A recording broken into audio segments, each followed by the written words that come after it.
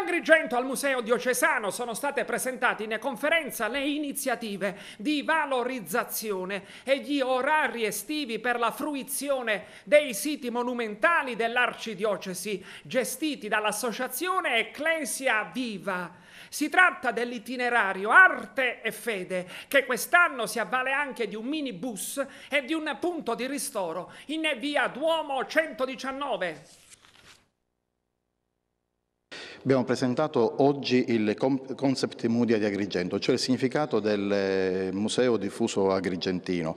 Abbiamo lanciato il brand negli anni passati Arte e Fede, che ora diventa qualcosa di più consolidato, la via sacra del Colle di Agrigento, l'Acropoli della Valle. Il tentativo è quello di far capire che al di là dello splendore della via sacra della Valle dei Templi c'è anche un colle che ha un patrimonio che narra ancora la storia di una città che non può essere ancora separata.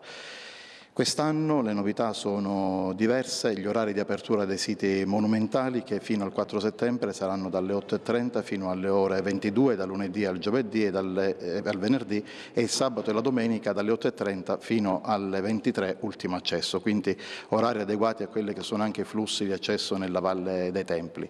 Sarà possibile fare anche l'itinerario, la visita del centro storico in maniera serena e comoda. Abbiamo notato che tanti turisti fanno fatica tante volte ad arrivare qui nel centro storico, attraversando anche alcuni punti delicati e particolari della città, e allora abbiamo istituito con un progetto che ci è stato approvato e cofinanziato dal Ministero dei Beni Culturali i Mudibus, piccole navette che su un itinerario prestabilito che a Porta di Ponte e la cattedrale come punto di partenza e di arrivo faranno il giro della città con orari prestabiliti, un servizio al turista ma anche un servizio al cittadino.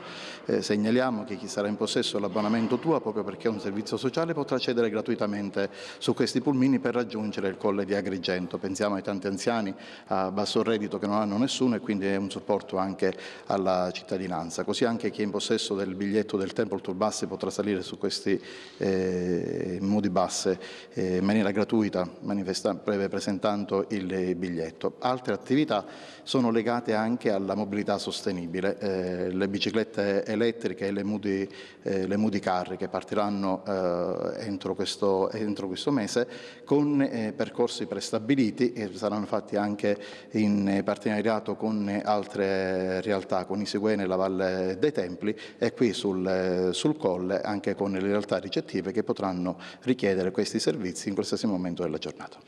L'altra particolarità è anche l'adesione quest'anno a un percorso che è della città, con la presenza di Jan Fabbri nella Valle dei Templi. Il collegamento è ideale anche con il Colle di Agrigento.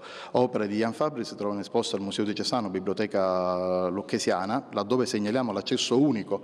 Tanti si lamentavano che era impossibile accedere alla Biblioteca Lucchesiana.